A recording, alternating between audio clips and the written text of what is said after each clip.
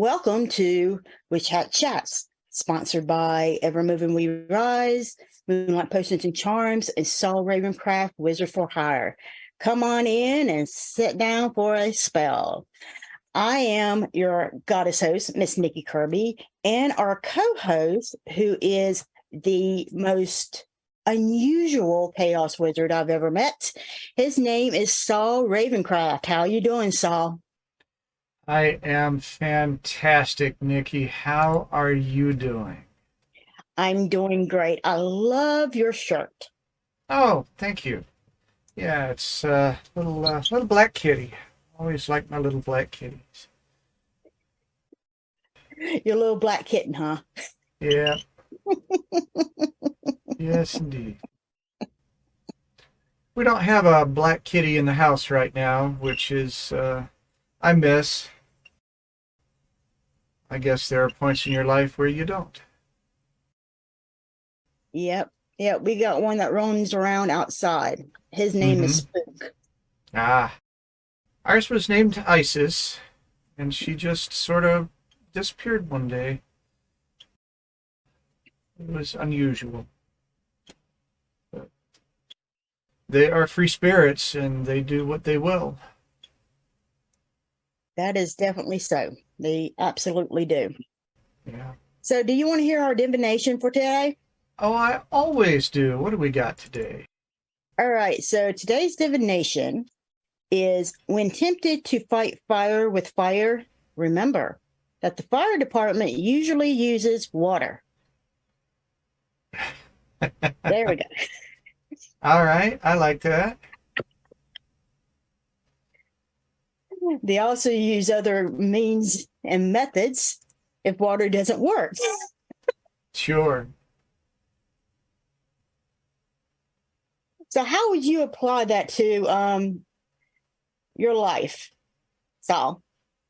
Well, it's about the right tool for the job. As you know, one of my favorite resources is the Kabbalion, and I think it just has a great set of principles to use to make some decisions about how you want your magic to manifest and how you deal with that.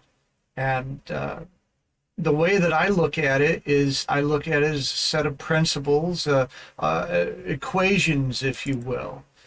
So if you're going to solve a scientific problem, you have to pick the right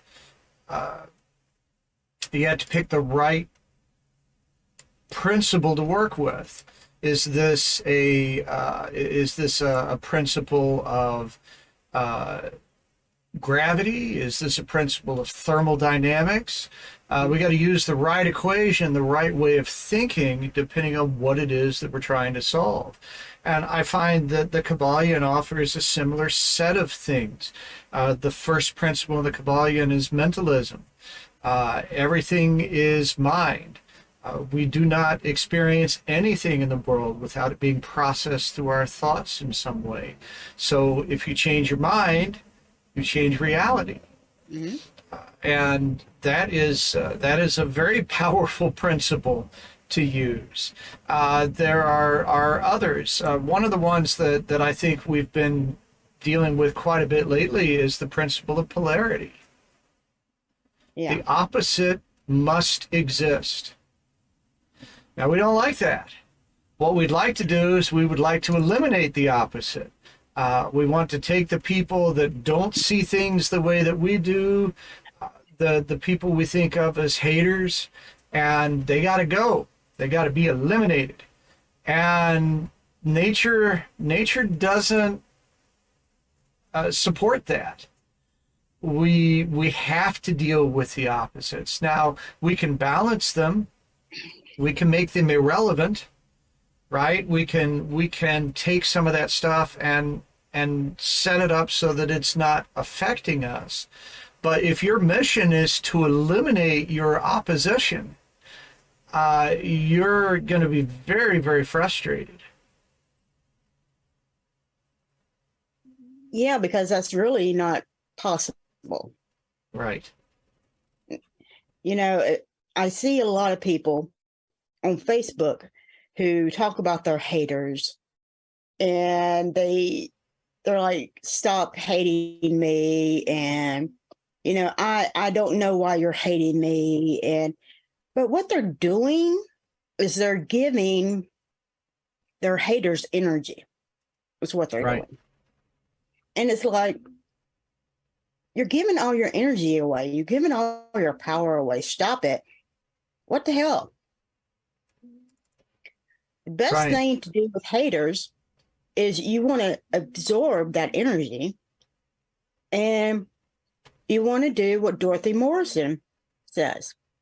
You want to change it and focus it on what you want it to do. You want to change it to positive energy, because when two people come together, one's always negative, the other one's always positive. And so you want to balance that.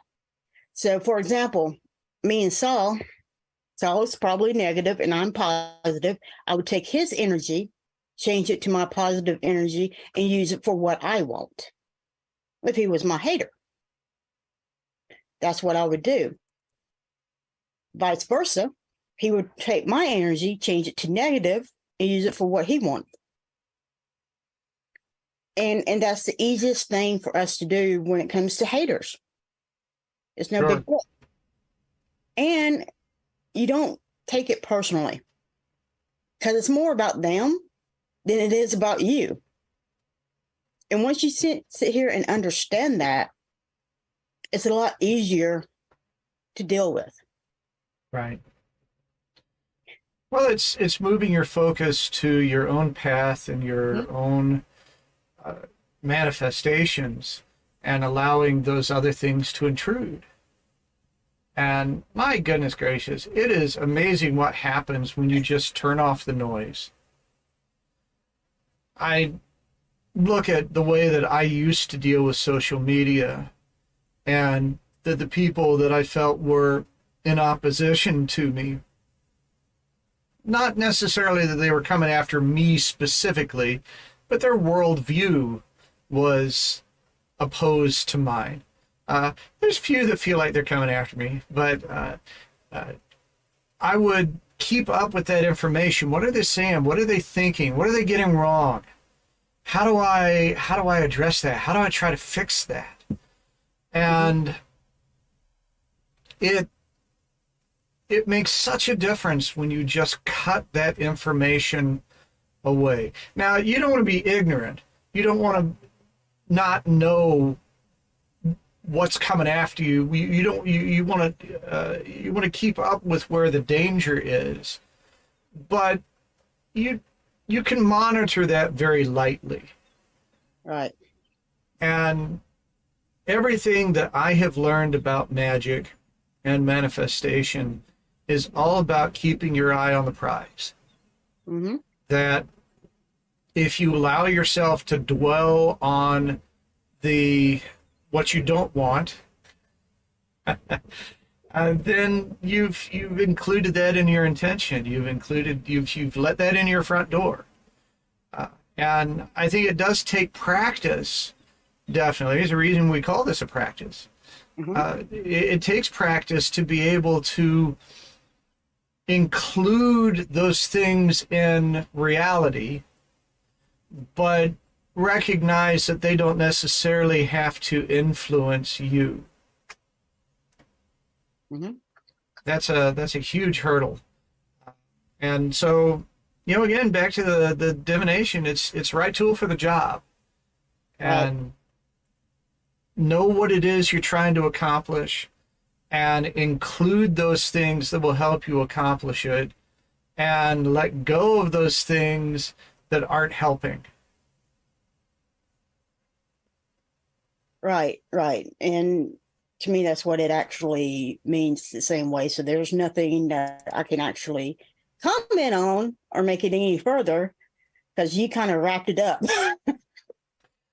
Well, it's hard to let go of control, though. Mm-hmm. And a lot of times when you're in those kinds of situations, you have to let go of what the other people do, or what might go wrong. And you have to just be open. That's hard. Well, the thing about it is, that's what Zen is. Zen is basically letting go and just trust the universe with whatever it is. That's Zen, period. It's just like, you remember, you watch Star Trek, right? Yeah. Okay. You remember in, I think it was movie 5, when Kirk was climbing up the mountain and Spock came up there and he wanted to know why you're climbing up this mountain. And Kirk said, because it's there. Right. That is a Zen statement from hell. Okay. That's just a Zen statement. And Sure. and Spock didn't get it. The thing about it is, when it comes to Zen, which is something that I teach, it's the art of letting go and just go with it. The flow.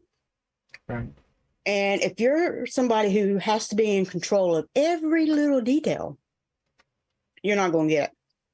But the thing about it is, even people who are in control of every little detail are not really in control of every little detail. There are times in your life in which you actually let go and you don't even freaking realize it, Right. because you're in the moment. It's just like, for instance,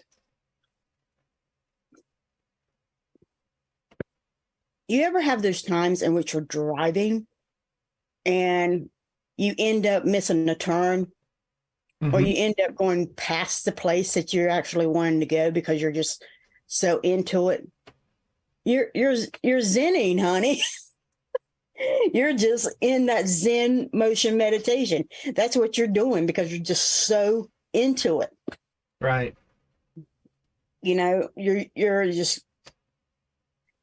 driving and you're letting go, or you're writing and you're just right into it, or you're whatever it is. It could be writing in television, washing dishes, throwing a ball, for God's sake.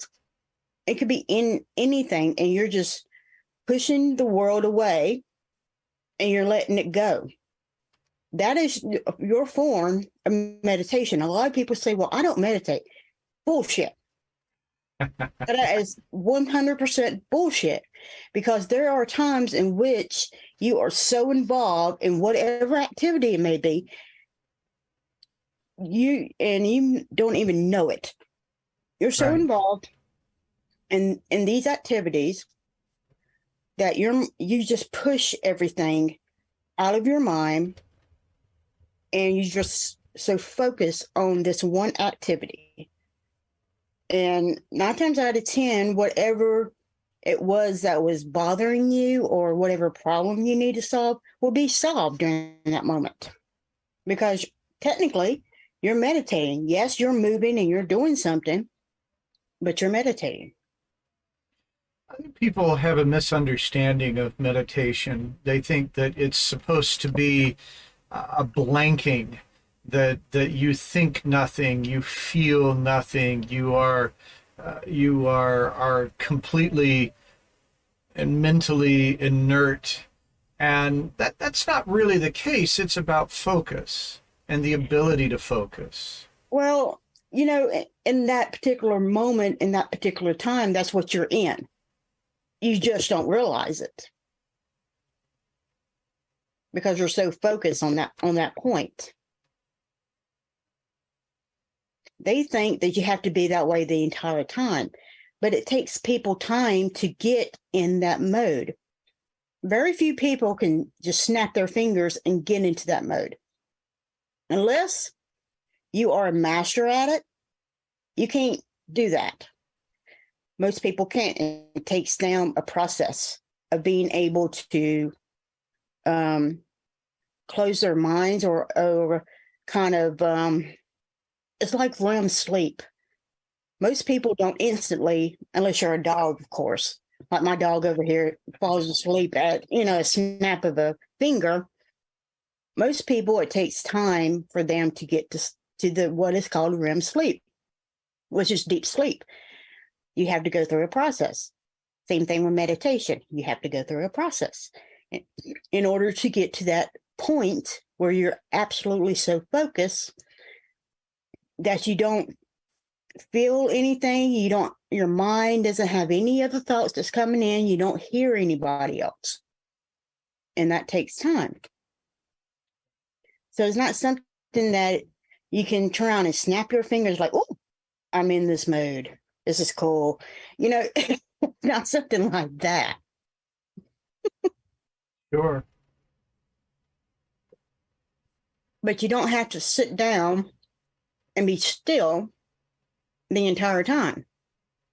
Right. That's what most people think. You have to sit down and you have to go, and have your fingers, kind of like this, Right. like a Jedi or like Yoda or something like that. But no, you don't have to be like that. That was me. When I was taught how to meditate, I was 4, and try to teach a 4-year-old how to meditate. Really? 4-year-olds, they like to get up, they like to walk around and everything. No, you can't do that. You have to teach them how to calm and release their minds through some sort of activity that they like. Make them focus on that activity. And that's how you start them. And that is what is called Zen motion meditation. And it's really simple to learn. Like I said, anybody can do it. Artists do it all the time when they're creating their piece of art. I'm sure, Saul, when you're doing your videos and your editing and everything, you get in so deep into that you don't really hear anybody at times. Well, and I was going to say that one of the ways that I think that applies in my world, I have a lot of different stuff that I do. I do presentation, I do metaphysical work with people, I do media things with people, I do technical things with people. And these are all very different kinds of disciplines. And generally things are all happening at the same time.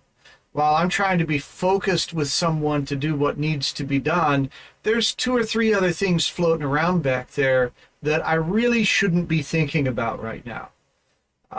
And one of the ways that I've been able to have a multifaceted existence while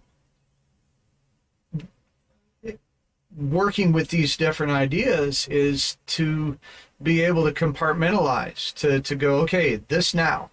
Right now, I am full on production support for this person. And the emails that I need to return and the things that I've got to write up and all of that, that just needs to float back there somewhere. It's not important right now. And likewise, when I switch into one of those other things, I've got to be able to just go, okay, this now. Scientists have suggested that multitasking is not really a thing the way people think it is. But it is compartmentalized focus, that you're able to focus entirely on this thing for a little while, and that thing for a little while, and the other thing for a little while. And that they're staggered in a way that makes it feel like multitasking. But we're not really, the octopus doing all these different things at once. Right. We're just able to focus ourselves on an individual thing. That's the Zen you were talking about. It's the meditation you were talking about. And it's a powerful tool for any magical practitioner. Yeah, it's the way you organize your mind. I mean, the book that I'm writing for shadow work, I'm talking about how do you organize your mind? And then I compare it to like a computer. A computer, their short-term memory only holds so much. So what are the few things that you bring up each and every time that you keep up in front?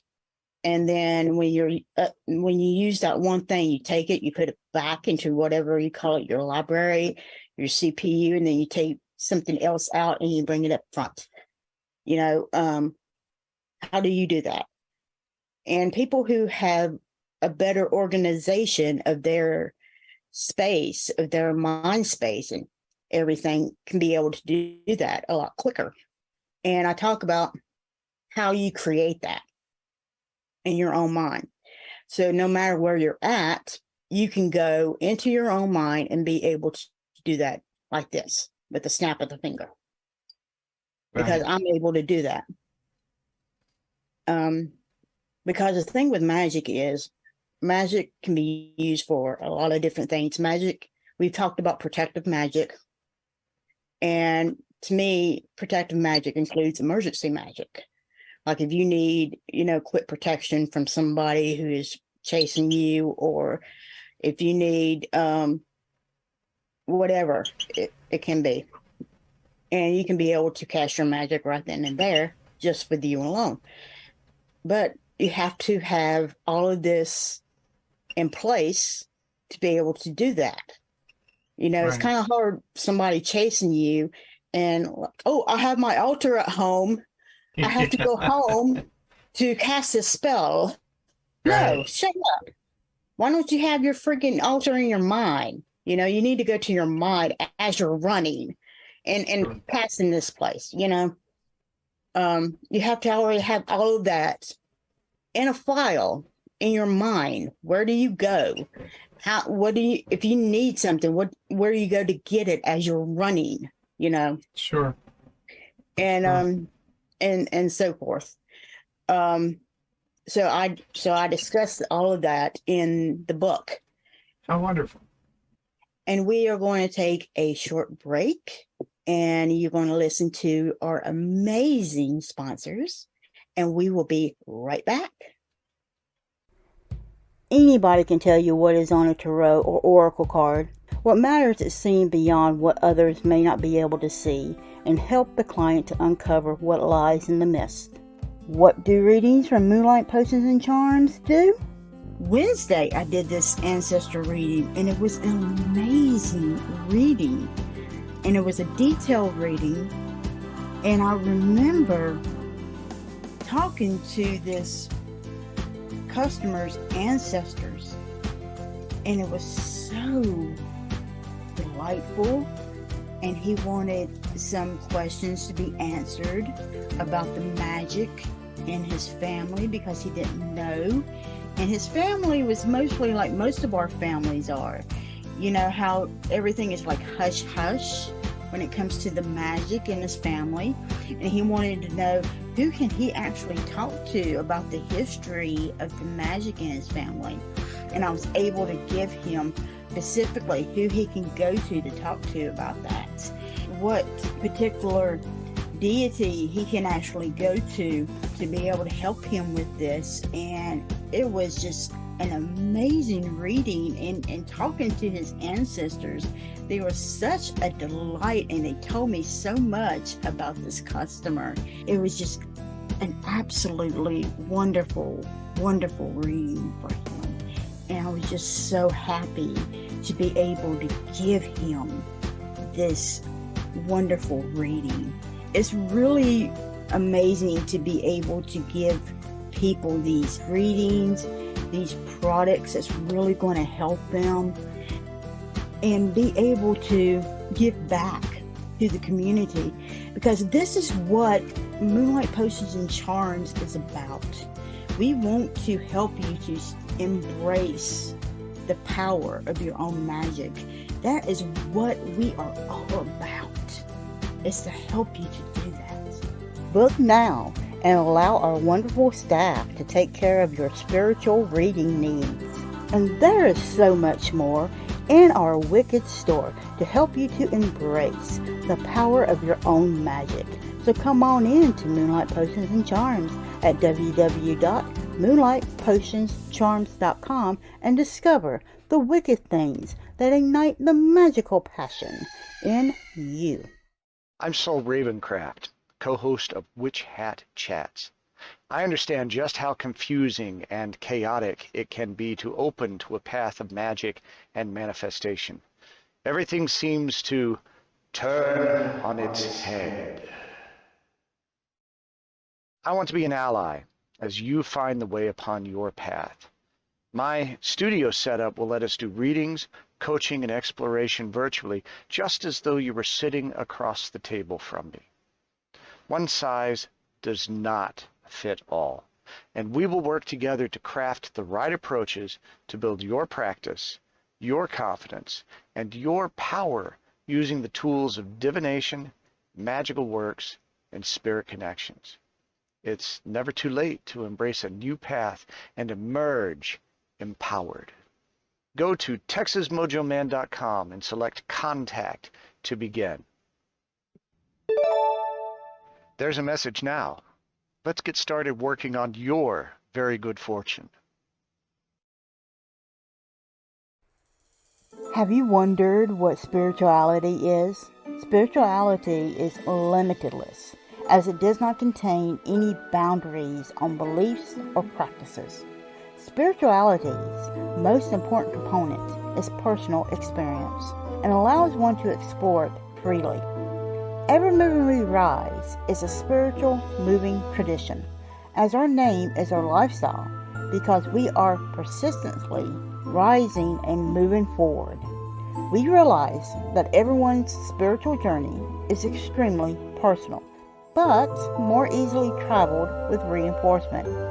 We'll teach you to become friends with your shadow, emerge your authentic self, and give you time and space to develop your own spirituality.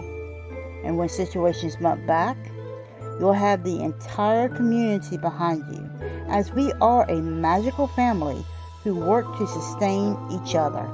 Discover the benefits of working within a society dedicated to helping you grow on your personal path.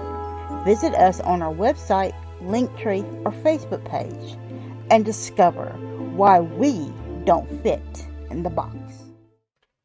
And welcome back to Witch Hat Chats. I am Saul Ravencraft, but I am not alone, never alone. I am here with Miss Nikki Kirby, and we've been chatting about her book that she's working on and how to put magic in your mind. Oh, yeah. It's actually about shadow work, so... of course, we need a drink on that. Yeah, of course. We actually need to film in a bar and talk about this, you know? There you go. I could probably get a bar background if I worked on it. You, me, in a bar, and we talking about this. Boy, There we go. by the end of the show, we were, well, I don't think I would be. I can handle my liquor. Yeah, Can I you? think we'd have to meet in Colorado or something like that. Why would we have to meet in Colorado? Can you not handle your liquor in Texas? Well, yeah, but it's unlikely that you're going to come all the way to Texas to film these, and it's going to be hard for me to get to Carolina. We'd have to meet in the middle somewhere, so. Well, Colorado is like way above you, and it's like even further from me. Is it? I'm Yeah. geographically challenged. I don't Well, look we at the can US tell- map a lot. Well, we can always do, what is it, Tennessee or New Orleans? We do New Orleans, yeah. We'll There have you have go. all kinds of friends there. Yeah. And we'll go to Bourbon Street. Have all kinds of fun. That would be awesome. I do think that one of the areas that is complicated for people with magic and just a manifesting approach in general is this idea of trying to do everything right. Everything we're talking about is symbolism. Everything we're talking about is metaphor. I gave a talk at Nature's Treasures for an event, the Tarot and Oracle Expo, called Beyond the Spread. And it's about working with tarot cards, not just for divination and a pattern, but I've got a few different things that I use them for. One, typically if you sit down with me and you have a real intention, we're not going to do a Celtic cross or anything like that. We're going to start with one card Mm-hmm. that starts to unfold what it is that we're talking about. And then we'll see what we see there. We'll see what that draws out of your understanding. And then we're going to apply another card. And we're going to see what that does. And sometimes we get a chain that goes, and sometimes we get something that seems to be pulling against the other. And so we get a trail going the other way. And it's very open-ended. And I don't just work with the tarot. I have 2 different tarot decks that I typically have out. I have a deck of playing cards. I have an oracle deck that was made by the owner of Curia Arcanum's House of Curiosities, who was on our show sometime back. I have my Halloween oracle deck. Those are the ones that I typically carry. If for some reason we thought we were going to get exotic, I have several other decks that I would add to that mix. And you pull from wherever you think makes sense.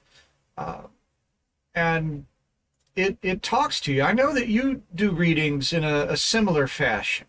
Mm-hmm. And being able to break free of that and let them tell the story. I also use cards for magic because the cards can stand in for ideas. They can work as correspondences. The cards can tell you stories. I know a number of people that use tarot cards to help them create a story path for their creative writing. Mm-hmm. And all of those are symbolism. All of those are letting go of what they're supposed to be and letting them be what they are for you in that moment. Trusting yourself. Mm-hmm.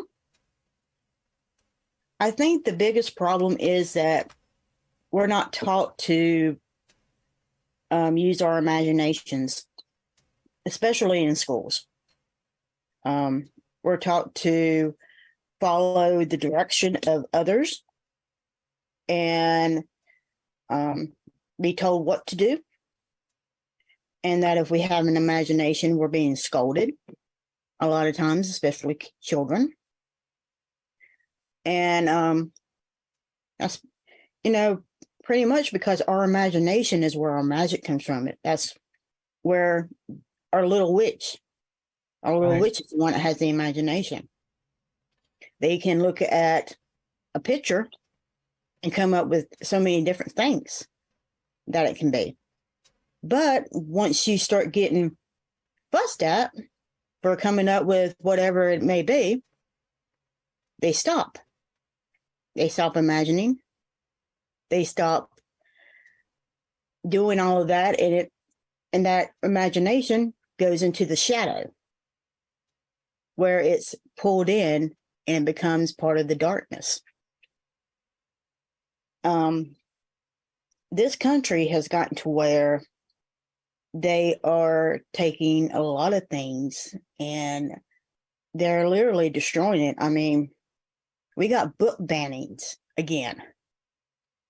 They're banning things like Huckleberry Finn, right, and Tom Sawyer, right, and the book that especially with the LGBTQ community and the African American community, those two, no, you can't have that. No, you can't have that. right. And of course, Harry Potter's back on the banning list again. And Harry Potter has nothing to do with freaking damn magic. Jesus. Dumb assholes. It's anything that shows kids having an imagination, a fantasy world, they ban. And yet, and this is what gets me, the Bible is something that they still say, oh, we got to read this Bible. And the Bible is nothing but mythological bullshit. That's all it is. I mean, it's a spell book. I don't think that any mythology is bullshit. That I think is the But whole point of the thing mythology, is about it's it these is, stories. it's stories, but can you prove that it was done? No, you can't really prove that it actually was done. But it's a story. Everything is a story. Is some of it may be based on history? Yes, some of it may be based on history. But they keep claiming that God wrote this book. No, God didn't write this book. Man wrote this book. God didn't have time to write a fucking book. He didn't want to write a fucking book, okay? He didn't care about writing a fucking book, all right? And this is not just one book. It was a combination of many different books. Many different books did not made in this book. Oh, hell, don't get me started, because, you know, I wasn't surprised when the Southern Baptist Association decided that women couldn't speak the word of God. Right. You know, I was like, are you? And it was because in this book, and they blamed the book, this good book, they blamed the good book was the reason why they couldn't speak the word of God. And I'm like, so instead of blaming Lucifer, which you blame for everything else, you're blaming the good book. What the hell? Right. And instead of taking responsibility for your own prejudice bullshit, you're blaming the book. Awesome. Well, Okay. this is one of the things that Joseph Campbell really helped to clarify for me, is this idea of getting stuck on the metaphor. Mm-hmm. That you're blinded to the symbolic nature of what it is that you're studying. You're not using these ideas and these people and these adventures to turn inward and work out your own journey. You're pointing out at everybody else and evaluating their compliance. And that's where it all falls down. Yep. But, you know, you were asking about, you know, imagination, and because with imagination comes visualization, which is essential for any magical practitioner. And if you don't have imagination, guess what? Your visualization is gone. So people have to relearn what their child already was born with.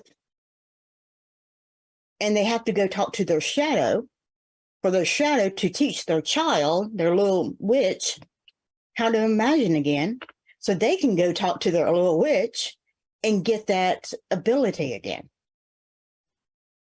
Which is bullshit, but that's what they have to do. And it's really sad, because if you can't sit here and be able to picture the simplest things like an apple, if you can't picture an apple in 3D mode in your mind, how can you be able to bring to life anything in magic?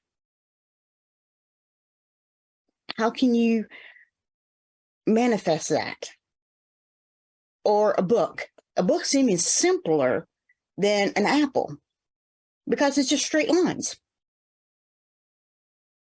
If you can't manifest that in your mind and see that in 3D, how can you be able to manifest anything else in reality?